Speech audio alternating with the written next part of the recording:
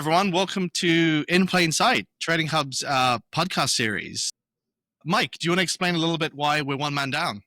We are. So this is a special edition of the Trading Hub podcast by popular demand. So Shane and I gave a talk on AI at our recent Reg Hub conference in London. And by popular demand, we're going to be recording this in the form of a podcast. And sadly, due to the incredibly technical nature of the subject matter, there was only 2 of the normal 3 team that were selected for that original presentation. So to be true to form and true to the presentation we gave in Reg Hub, it's just going to be Shane and I today. Yeah, no, exactly. So Andrew's still around. He'll be watching this like everyone else, and I'm sure heckling from the outside. Yeah, taking notes. So maybe it's worth just reminding, obviously, those who are not at Reg Hub, what we spoke about. So like most firms out there, TradingHub has been observing the evolution of AI and been thinking very hard about how we can apply and learn from some of the developments and apply them to our problem set. And I think we've been quite considered, haven't we, Mike, in terms of how we want to be applying AI and not rushing into things. I think that's right. And we probably should hit that head on, that this is, this is not a hype piece for AI along the format that probably many of us have seen before, where people lead by saying that, oh, interesting fact, ChatGPT wrote the script for this podcast. This is actually, we're going to be talking about why we are taking the approach that we're taking with AI, what things we think are worthy of exploring, what things we've considered, and some of the challenges that we have discovered along the way. So in all of this, we're on the same journey as everyone else is. So AI is this incredibly broad set of technology tools. It's not one thing. And I think, like many other firms, TradingHub's finding its way in terms of what is going to be adding value to our use case. And so we're trying to be as open-minded as possible, but we don't want to therefore leap to conclusions. There's so much enthusiasm, for instance, at the moment about large language models, but if you think about trade surveillance, how much applicability do they have in the detection? For sure, they will help maybe in efficiencies and search within the disposition alerts, for instance, but they're not a replacement for more standard modeling. So I think this is, that's exactly right. It's not a hype piece, but it's also not a hit piece, right? Because other people have been talking for a long time about how they see AI being embedded into their surveillance programs. And we're not here to say that's completely wrong. Like, we've actually looked at things, thought about the applicability, kind of reasoned about why we don't think that's the route we're going to go down. And that's all going to come through in this podcast, hopefully, like it did on stage at Reg Hub. And I think just as we kick off, it's probably worth enumerating the ways that TradingHub's already using machine learning techniques, because I think there is a fuzzy boundary between AI and not AI. And there are many, many statistical techniques which actually are essentially often unsupervised machine learning. So TradingHub deploys unsupervised machine learning in a few ways already. We, in our insider trading detection, we are engaged in identifying price anomalies. And we do that by, in a somewhat structured way, allowing the machine to discover the normal dynamics of markets and then identify when they break down, and then looking for trading patterns around that. That's one thing. When we are trying to understand the degrees of freedom which markets parameters have, so things like yield curves, we don't want to understand that if a yield curve has 30 points on it, that they can all move independently from each other. And we explore and understand the degrees of freedom it has using principal component analysis. That's another unsupervised machine learning technique. We incorporate optional large language models in summarizing and digesting news content to assist with insider trading detection. So these are all ways that TradingHub's already kind of leaning into machine learning techniques. Oh, and of course, in some of our off-market execution detection, we've used expectation maximization. So these are all machine learning techniques. So it would be a mistake to think that TradingHub's just starting an AI journey with this incredibly informative, non-hype piece podcast that we're recording. But at the same time, these are real baby steps compared to probably where we will end up. Yeah, I think it's, Yeah, and you'll forgive me. So I think TradingHub is a firm that prides itself on analogies, I think, and you use the word unsupervised quite a lot. And maybe I'll just articulate. Are we being sponsored by Pret or something? Sorry, yeah. Sorry, the logo was not fully. Yeah, you got to turn it around because we're funded by TV license payers, right? We're not allowed to product place. Yeah. And if Starbucks is out there, we are open to sponsorship deals as well, by the way. So I think the way I think about unsupervised learning, because I'm a simple man, is so I don't know if you ever remember these Poirot detective series by Agatha Christie, and actually that was unsupervised learning, right? Because you'd have Poirot dropped into a room of strangers or a train of strangers, and he would just through observation learn things about the people in the carriage and observe why they may be different or why they may be anomalous. You're really talking about one very specific Agatha Christie prior here, right? She was talking about Murder on the Orient Express. Drops in the carriage, kind of gave it away. Yeah. Well, we could do both. Death on the Nile is another one. Yeah. But I think either she was ahead of her time in the 30s talking about, but that's really, when we talk about unsupervised learning, it's someone or some, kind of a machine algorithm being deployed in a data set and just learning by itself characteristics of that data. Discovering the data. Exactly. As opposed to supervised learning, where the machine is explicitly learning to replicate often categorizations that have been given by humans. Yes. And I have another analogy for supervised learning, which is, go on, here you go. So, go on, I'm desperate. What is it? Yeah, so this is, so how you remember studying for exams Agatha Christie had a character called Marple, and it's very good. No. So you remember when we used to study for exams back at university, you would you would be essentially trained on past papers, right? Like you would be given past papers of prior exams with the right answers, and you would learn from that and then be deployed on kind of this new exam where you'd have some training and be able to answer questions that were based on the same kind of subject matter. So in my mind, I feel like you have this exam student supervised and you have Poirot on the other end as unsupervised, and they're both just kind of different flavors of the same thing. So just to kind of demystify a little bit some of these terms that get bandied about. It's very helpful. You should do a lecture, Shane. I feel like I've learned an awful lot. I'm coming off the highs of my electricity explanation. Okay, but to summarize, supervised learning, we already know the answer. We want the machine to ape and to approximate the answers that humans can give. And unsupervised learning, we want the machine to discover something about the data without us necessarily having to. And good examples, anomaly detection. I mentioned PCA already. I think large language models fall into the category of unsupervised learning as well. So a good place to start probably is the applications that we've heard advocated within the trade surveillance space for AI. And I think we both went away and had to think about the application that we'd heard mooted the most often. And I chose an application which I probably heard on the conference circuit about 3 years ago. And this was the use of AI in a supervised learning way in order to be able to predict how an alert would be dispositioned by a human operator, a human analyst. And if it was confident in its prediction, maybe it could just disposition the alert. And I think dispositioning the alert is probably code for closing the alert, right? Because this is an approach which is advocated for dealing with systems which produce high false positives. So, the dismal truth about trade surveillance is that nearly every single alert that's produced by any trade surveillance system will be a false positive. And therefore, a very large part of the cost of ownership of a trade surveillance platform is the human effort required to confirm that that's true.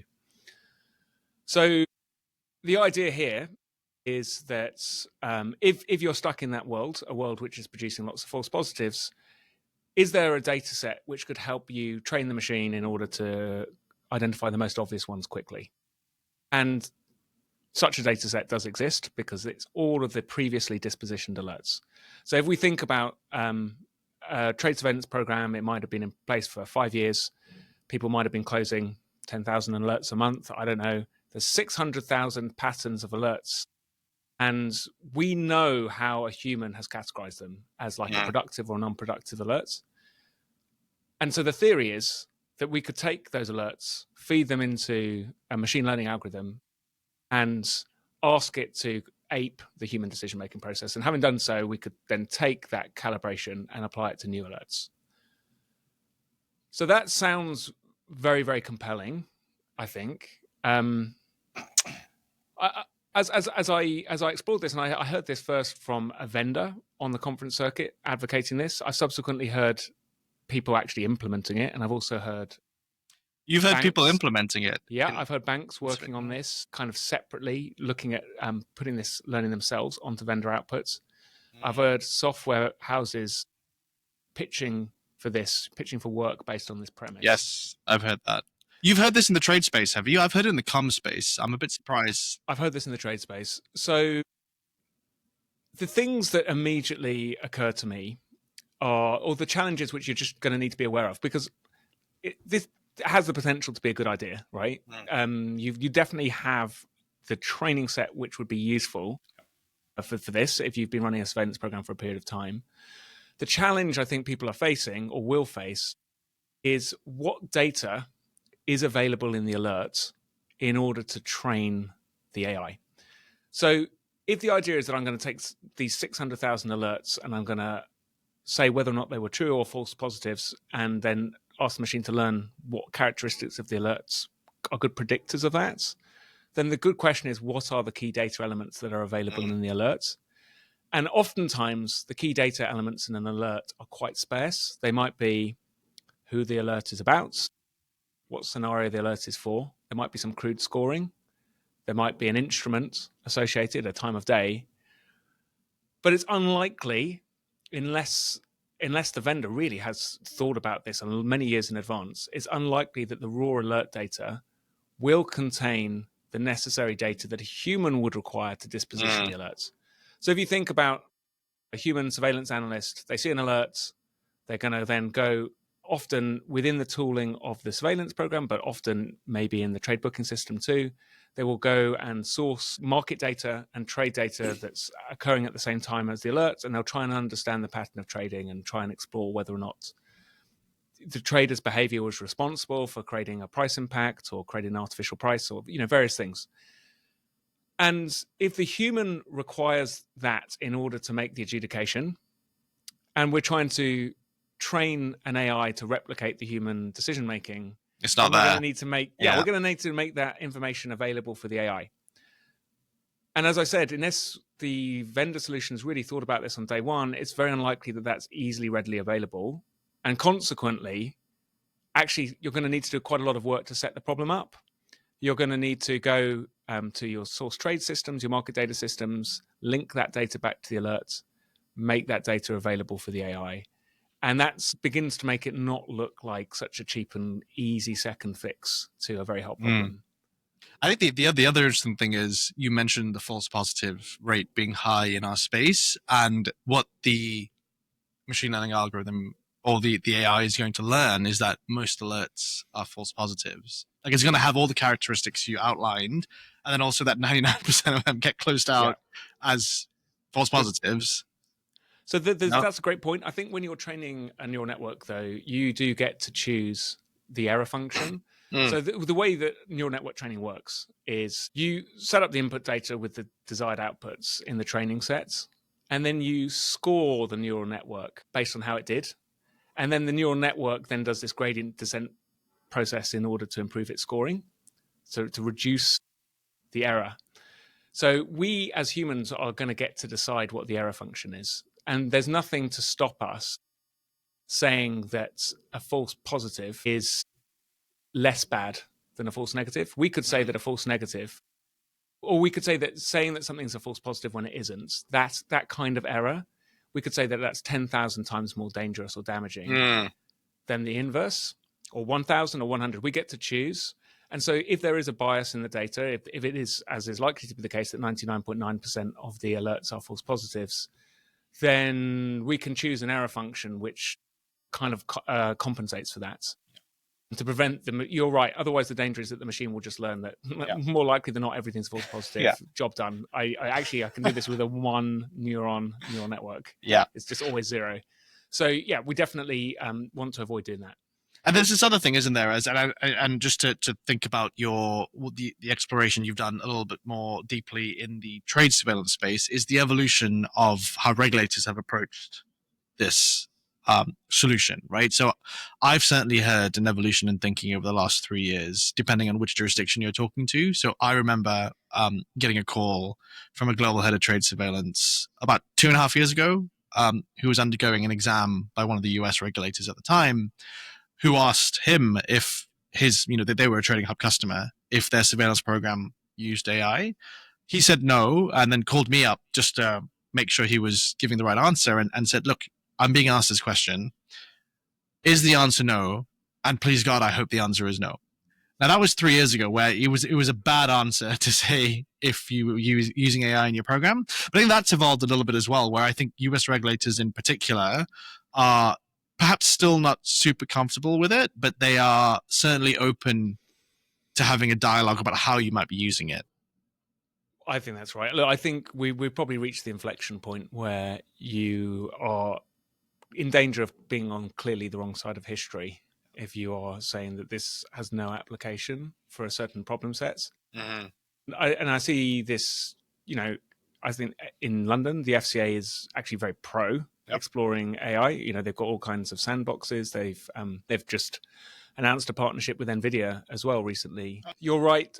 Private discussions with the top of the house, US regulators, there's just an acceptance that AI will be used for this, and curiosity about what the challenges and the dangers are as that's rolled out. And even actually in conservative, I think sitting in London where it's possible to just assume culturally conservative markets, like we were in Tokyo not that long ago, and the topic of AI and the necessity of using AI in order to deal with things like perceived labor shortages in a declining birth rate society, meaning that you just need to be using it everywhere, and that had fed through even into the regulatory space. Mm-hmm. So there's definitely a change in mood music in the last 5 years for sure from regulators. I think just going back to this use of AI to help adjudicate what's likely to be a false positive or not. We just mentioned that in order for this to work, the AI will need access to the same data as a human. So it would need to have access to, it needs to be able to discover and find the market data and trade data associated with an alert. I think there's an additional problem which arises from a certain subcategory of vendor solutions where the vendor solution is kind of an inherently single product capability. I'm not here to disparage any vendor, but there are vendor solutions out there or historical approaches to trade surveillance, which are principally single product solutions. And in order to accommodate the requirement to be able to detect cross-product abuse cases, cases which have been enforced against, scenarios exist which are weakly correlated with market abuse, and probably just are jumping off points towards a broader amount of dispositioning.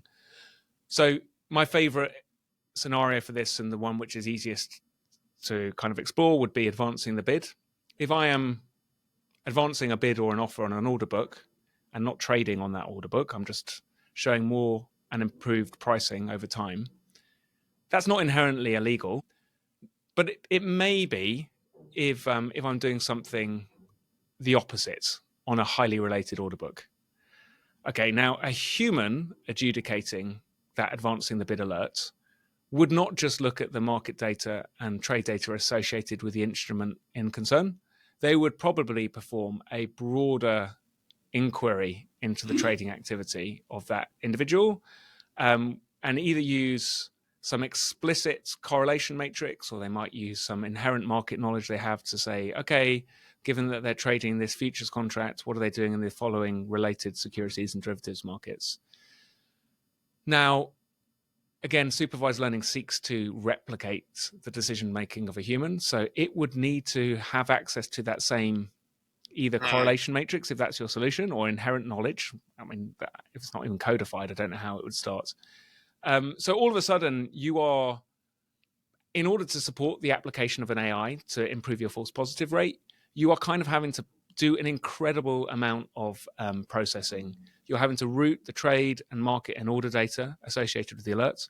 You're having to maintain somehow a matrix of correlated instruments and make the market data and trades for those also be available to the alerts dispositioning agents.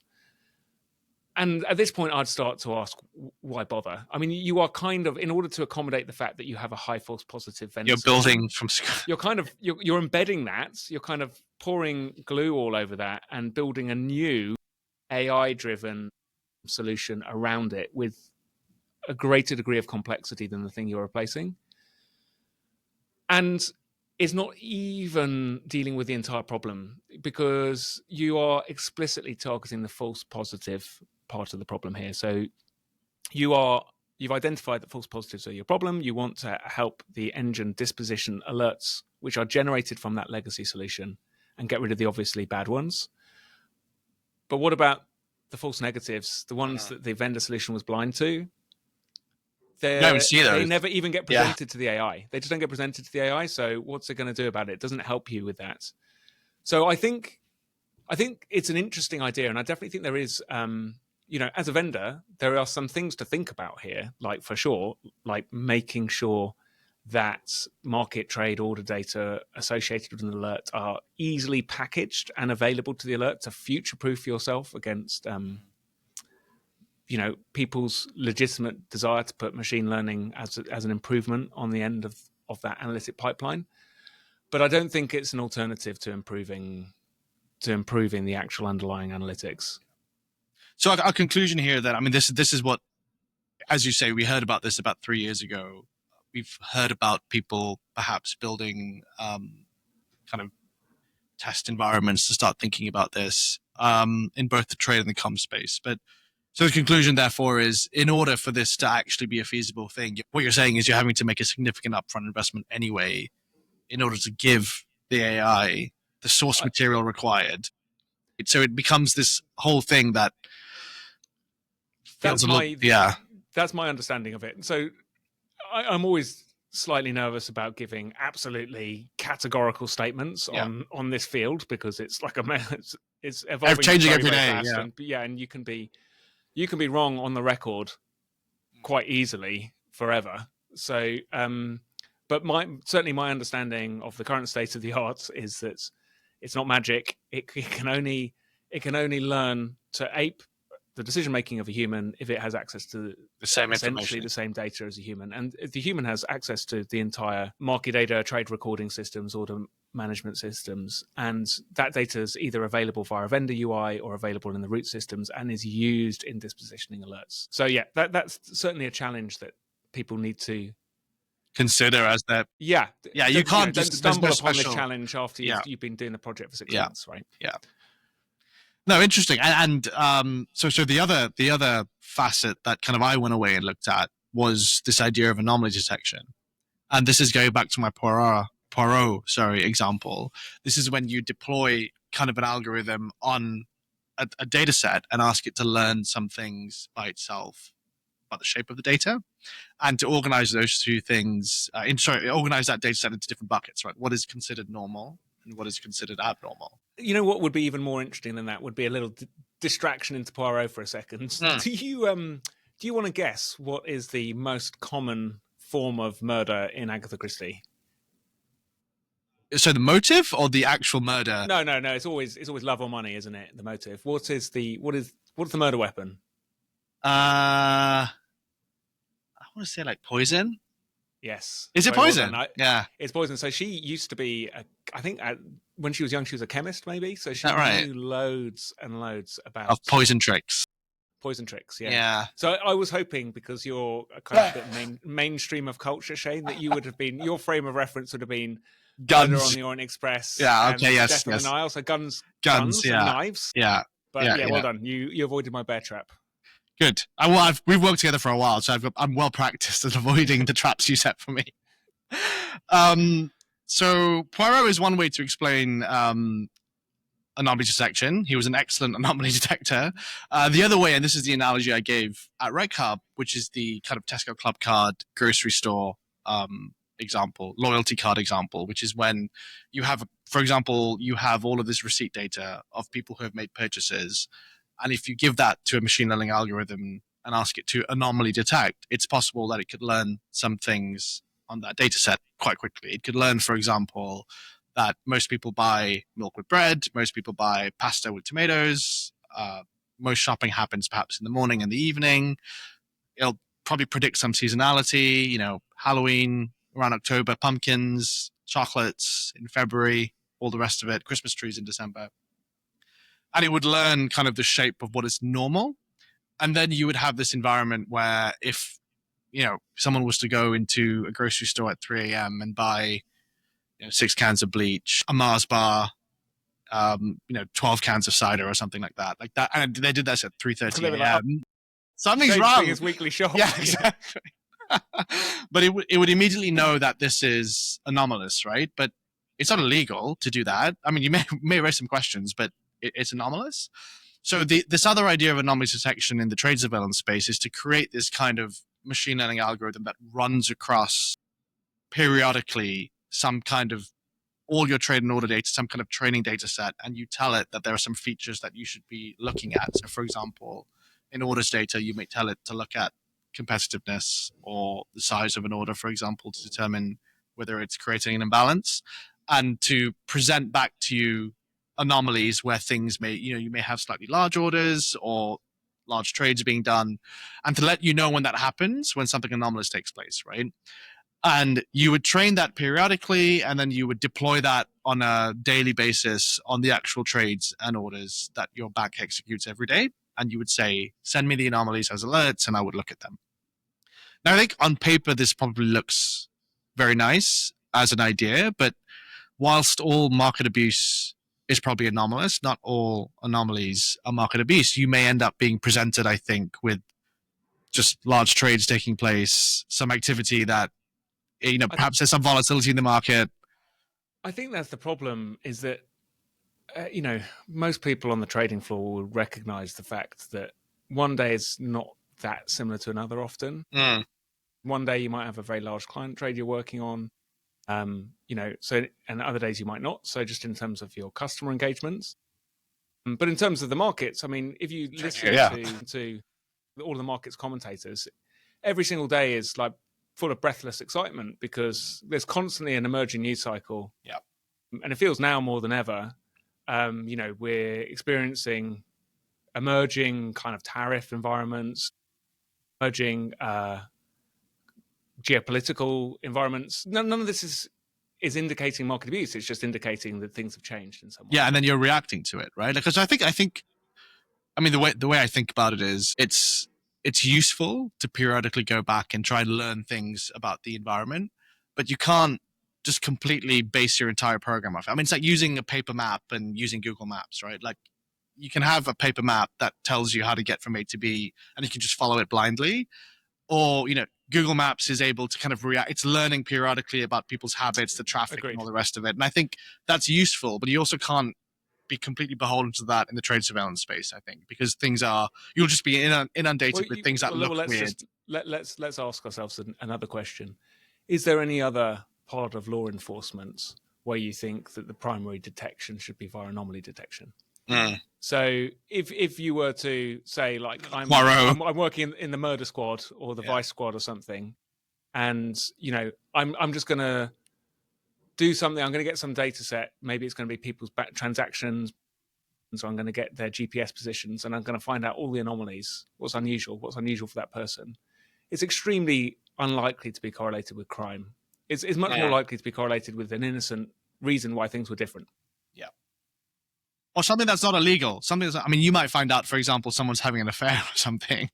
But maybe that isn't. Well, I don't want to pass judgment on what's illegal and not illegal. It's immoral. That's where your mind went straight away, Shane. So anomaly detection, let's just break it down there a little bit. So it consists of a few steps, doesn't it? So we get some input data. As a human, and we touched upon this when we're thinking about my murder squad or my vice squad, we're going to need to decide what features are relevant in that information. In that case, bank transactions or GPS positions or something. And we're going to feed that to the machine learning algorithm. and it's going to discover some structure in that data. It's going to work out that most people's data points will conform to a series of patterns. Maybe there'll be a group of people who are shift workers and they're doing their bank transactions at a certain type of night, and that's when they're active, their GPS is changing. There'll be other people who are, routine, kind of working 9 to 5. There'll be other people who are kind of primary carers, and they may be active at around school drop-off, this kind of thing. And you'll find there'll be patterns where people are well clustered in their behaviors, and there'll be other groups of people who really don't look that like the rest of the cohort. And that's what anomaly detection seeks to discover. So I think to explore this for trade surveillance, we've prepared a few graphs, and I think with the miracle of post-production editing, I think we're going to try and put them on the screen. But I have them with the miracle of 19th century printing technology. I have them in front of me on the page. But, I think we can imagine that we might, as part of a trade surveillance program, be interested in identifying anomalous orders on order books. Okay, so what do I mean by anomalous? I probably mean orders which are unusually large and unusually aggressive in terms of price, right? That might form an alert in and of itself, or it might form part of a model which is seeking to explain some behavior like spoofing. So on the graph on the screen, we've got some points which represent orders, and the x-axis, they're all on US Treasuries.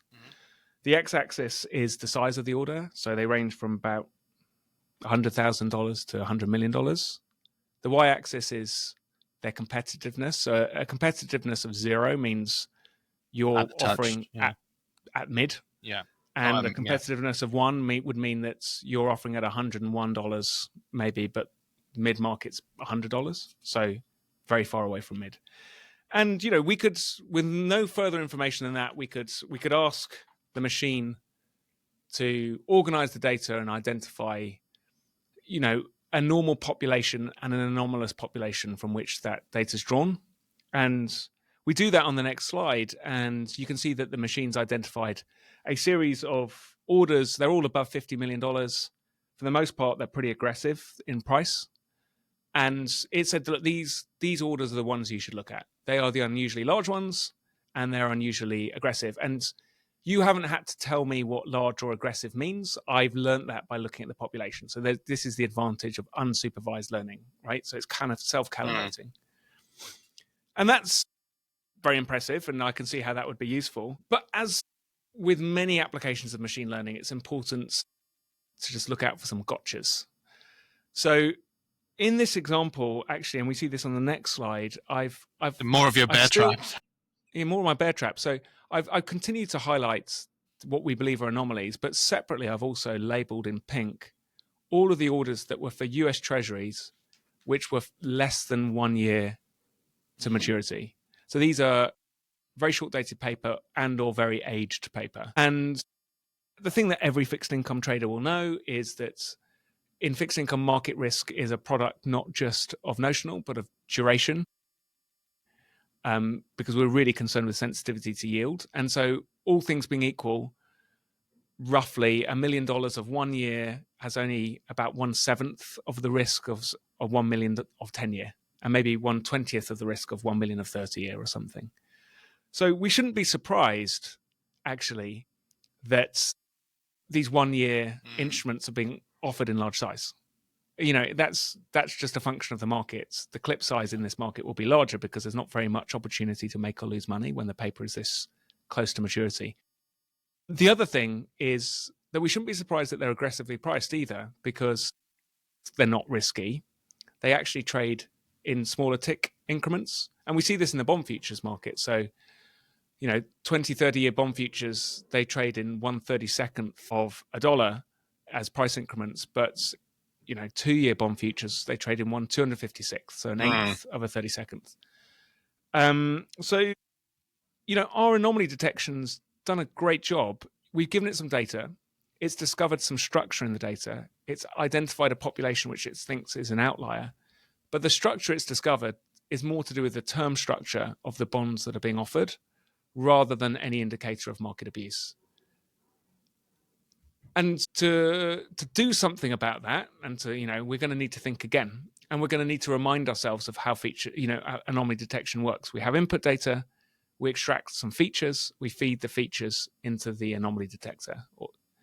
And the features we chose to extract, order size and order price, maybe they weren't the correct features for our purpose. They seemed convincing. It seemed like a good thing to do. We should be interested in large and aggressive orders, but maybe we're being imprecise about what we mean by large and aggressive orders. And so on the next slide, we transform the problem space. So that's a very fancy way of saying that we change or we transform the features. Change the inputs. Extracted. Yeah, we change the inputs. So we still have that.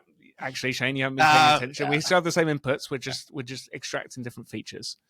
So when we say large, we're not going to be looking at notional now. We're going to be considering DV01. So we are when we're considering how large an order is, we're understanding the importance of the duration of the bond in question. And when we're thinking about how aggressive it is, we're not going to be thinking about dollar price differential. We're going to normalize it for the tick size of that market or for the nearest bond future. And when we do that, we get a different, the same trade, the same orders, they produce a different set of dots on those different X and Y coordinates. And we now see that those very short dated bond orders, they are no longer looking like outliers. They are actually looking like normal members of the cohort. And we've got some new outliers. We've got some new outliers, right? And if we run the anomaly detection again, it identifies a different set of orders, which it believes are outliers and might be worthy of investigation.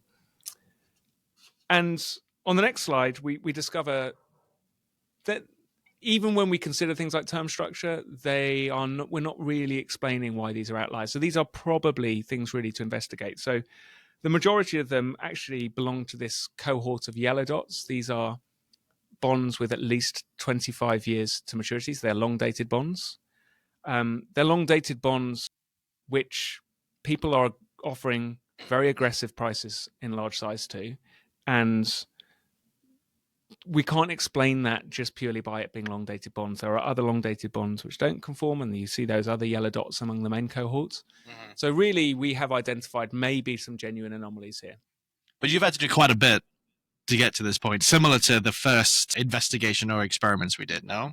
Well, yes, maybe I've had to do some, maybe not quite as much, because I'm not trying to route all of the market data and trade data, but I'm trying to ask a much narrower question, if you like. I'm saying I've got some orders, tell me the outliers.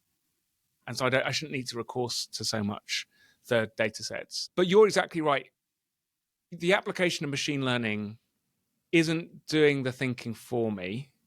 As someone thinking about the implementation of compliance rules in software, I'm having to understand the problem still quite a lot.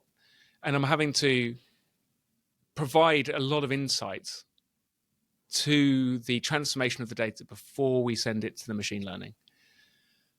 And so I think for me, that's the main lesson here, is that AI is not going to do the thinking for us. So in both of these cases, anomaly detection and also in the automatic dispositioning of alerts, we need to think very hard about what data and how, in what transformed states, is going to be most helpful for the AI to understand the problem. And really, that's going to be the kind of data that a well-designed, I would think, traditional vendor solution would require anyway. So, a lot of what we're talking about here, access to trade market data, understanding things like DV01, understanding different markets have different tick sizes. These are the kind of concepts which TradingHub in its non-AI application has spent a lot of time making sure that we're getting right in the pre-processing. So it's not replacing that work. I think so at the top of this podcast, we spoke about, the fact that we are grappling with this problem in the same way that everyone else is. And we've just outlined two ways in which we've heard about AI being deployed, and we've considered how it can be applied to the TradingHub, trade surveillance problem set. In both cases, we've said we think the cost benefit probably isn't there. I don't know. I wouldn't maybe be quite as strong as that. So as I said at the outset, TradingHub does use anomaly detection already.